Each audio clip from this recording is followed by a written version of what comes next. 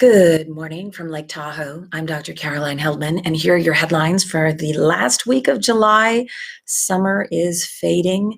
First up, big headline, 4 police officers recounted the horrific experience of being in the Capitol during the violent insurrection on January 6th. They talked about their eyes being gouged. They talked about being crushed, having various things thrown at them, being fearful of their lives, knowing that pipe bombs were planted elsewhere, not being sure whether or not their response to putting the violent insurrection down would somehow be tied with explosions elsewhere. 2 of the officers said that people said directly to them, Trump sent us, so violent insurrectionists sent by Donald Trump.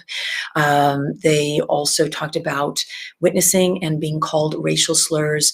One officer, Officer Dunn, said that he had a crowd yelling the N-word at him, that he's never been called the N-word while he was wearing the uniform.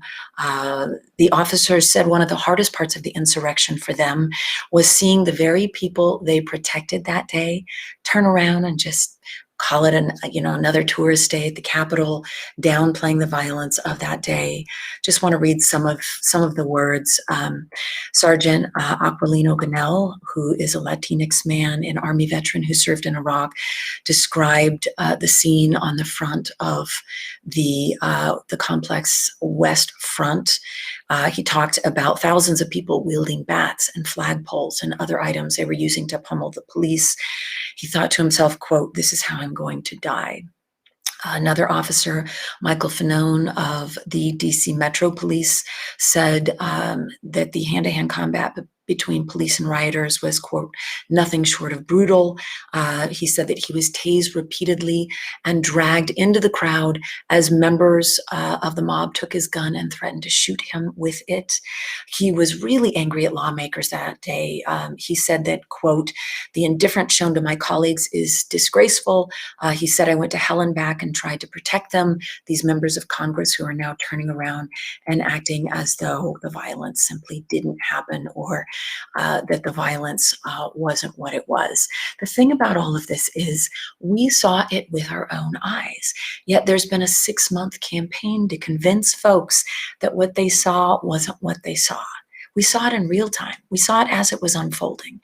Now, did we get the same front seat, view or front row view that these officers got? Were we worried for our lives? No, but we were worried for their lives.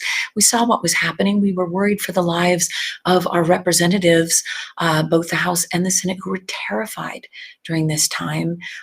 We were getting dispatches throughout the day confirming this. And so the idea that Republicans can run a 6-month campaign trying to convince us otherwise is telling, but it's been effective to a certain extent. 53% of Americans believe the big lie that Donald Trump won the election, and many of them are not concerned about what happened on January 6th because they believe the leadership. That brings me to my second big headline. Elise Stefanik, who replaced Liz Cheney when she told the truth about the violent insurrection on January 6th, stood at a press conference with Kevin McCarthy and other Republican leaders and blamed Nancy Pelosi for the violent insurrection. Nancy Pelosi does not oversee the Capitol Police. She has no responsibility in this. So this is absurd. How do you get someone like Elise Stefanik, who represents the northern part of the state of New York, who went to Harvard University? This is not a stupid woman. This is a smart woman, a well-educated woman. How do you get her to stand in front of a crowd after having a reasonable career? It's not one I agree with. I'm not on her side of the political aisle, but I could respect her up until a couple of days ago when she stood before that podium and blamed it on Nancy Pelosi. She lied. How do you get there? Is this, ultimate power corrupting her? Is this something that the party is requiring of her? Here's the interesting thing about all of this. Republicans are desperate. They know that because this committee has subpoena power, that means they're going to subpoena perhaps Donald Trump, but other members of the administration. And we're going to find out that there were high-ranking officials who either were involved in the planning of this or knew about it. They're worried.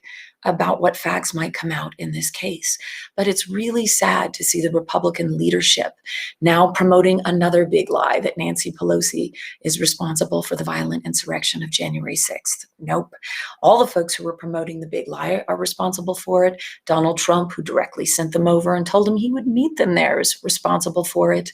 But this game to blame Nancy Pelosi is really telling about what, how worried they are about what might be uncovered. Also, you see this, the clown show on the other side of town, another press conference with Louis Gohmert and, Lauren Boebert and Marjorie Taylor Greene, in which they called the violent insurrectionists the folks who threatened our democracy more than any other time since the Civil War. You saw this kind of clown show across town calling for their release and calling them political prisoners. So this is where we are, where you have reasonable Republicans like Liz Cheney and Adam Kinzinger, who are on the commission appointed by Nancy Pelosi because Republican leadership wouldn't appoint them, who are actually interested in getting to the bottom of this. Then you have the Republican leadership in the middle of the party that is making up absurd claims about it being Nancy Pelosi's responsibility. And then you see the clown show that is calling the violent insurrectionists patriots and praising them. The Republican Party needs to get its house in order because our democracy is more important than their party. The third big headline, a $1 trillion infrastructure package has now passed a very serious Senate hurdle with bipartisan favor. This means it has made it out of the committee. It's a compromise bill. It went from about 2.5 trillion down to $1 trillion. It has what we would traditionally consider infrastructure in it, so roads, bridges, ports, also broadband. And Biden compared the expansion of broadband to the expansion of electricity to rural areas more than half a century ago. So this is a really big investment. It's a very important infrastructure plan. The question is whether or not the Republicans will be loosey with the football, whether or not they're simply going to use this to try to, they're going to use this slow progress, but ultimately stop this infrastructure bill from passing in order to slow down the policy time clock for the Biden administration, which would minimize his policy wins, if you will. But it doesn't really matter so much in the sense that there's another major bipartisan bill that's a $3 trillion bill coming up next that focuses more on the environment and more on the care economy.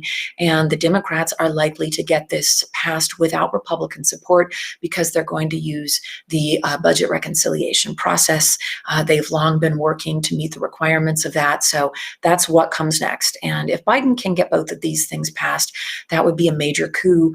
Both of these bills represent a significant shift from the starve the beast, government is the problem mentality that we saw promoted in earnest under Ronald Reagan, and since that time, this slashing of the social safety net and the demonization of the poor and those who need the social safety net has seen the largest transfer of wealth from the government and public hands into private hands with tax cuts for the rich. So we've seen policies and rhetoric that have supported this massive shift of public money into private hands, and now we're starting to see that come back, which is a positive thing because it means millions of Americans, especially millions of children, will not suffer in poverty the way that we have and just taken it for granted in the last half a century. Next big news, and this is really positive news, the U.S. economy grew 6.5% between April and June, which means that we have made a full recovery from the pandemic. This is being driven, so we've gone back to pre-pandemic levels. This is being driven by consumers going out and spending and consumer confidence being high, ultimately being driven by the economic stimulus package that was passed under Biden, the huge one, also the economic stimulus packages that were passed under Donald Trump.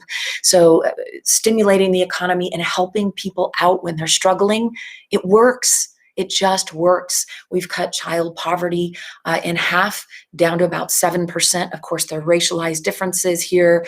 Latinx youth are about 11% in poverty, white youth about 6% in poverty, and African American and Native American and Asian American youth somewhere in between. So we are seeing that still that youth of color, BIPOC youth are more likely to be in poverty. But overall, we've cut those rates of poverty in half just under the Biden administration.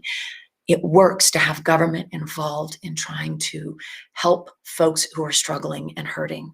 Last big headline, Simone Biles withdrew from the individual all-around gymnastics competition in Tokyo in order to advance her team. Essentially, she withdrew because she did not perform well. She got what are called the twisties, meaning that when she got into the air, she wasn't able to execute what she wanted to execute because she didn't know where she was. This is someone who is taking control of her own life and her own narrative.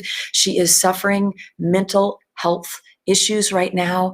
She is a longtime survivor of sexual violence, one who has been very public. I would not be surprised if this was lingering PTSD from years of abuse from Dr. Larry Nassar. She has spoken up about this publicly. She did the right thing in that she wasn't going to perform well and she didn't want to hinder her team. And yet Simone Biles is being dragged through the mud, mostly by right-wingers, but in general, she's being criticized, and especially compared to Carrie Strug, who is the Olympian who earned a gold medal in 1996, but she had an injured ankle and she performed through it and then collapsed and cried and had to be carried off the mat after she won the gold. Carrie Strug has come out and praised Simone Biles for stepping away. That tells you everything you need to know. It's interesting for Simone Biles to be compared to Carrie Strug, and implicit in that is this idea that mental health doesn't matter as much as physical health. But it does. I'm going to actually take that comparison as a positive, that they're comparing a physical injury to a mental health injury. Because when we look at injuries, we actually need to consider mental health. Just because we can't see it doesn't mean that it's not as important as a physical injury. I want to live in a world that Generation Z has created, where we talk about mental health, where we prioritize it right along with physical injuries, and where we no longer celebrate struggling and sacrificing our physical or mental health for things like medals. This is the generation that has gotten it right. And I have not always been on board with this. I'm somebody who, no pain, no gain, struggled, was very poor, struggled my entire life in lots of settings, physical, performance, sports, work. And I think I'm wrong. I think I'm wrong about that world and the type of person and the type of values and priorities it produces. I want to live in the world that my students want to create, that they live in, where, I can't even give them group assignments anymore where they're evaluating their peers because they're so positive and they so want to build up their peers that they can't give good, decent feedback. I will take that because the world in which they live in is a world where they praise and encourage, and they're not competing with one another, and they call out the blaming and they call out the shaming when it comes up. They also call out this sort of ridiculous self-sacrificing. I want to live in a world where we prioritize our mental and physical health, where we encourage others. I want to live in a world, maybe it's a little soft, but I actually don't think those two things are mutually exclusive. I think we can grind and we can push hard and we can be competitive where it makes sense, but not at the expense of our physical and mental well-being. As you head out into the world or stay home, mask up, go out. If you're going out, mask up, Delta variant, but please be gentle with yourself, be kind to others, and rock on.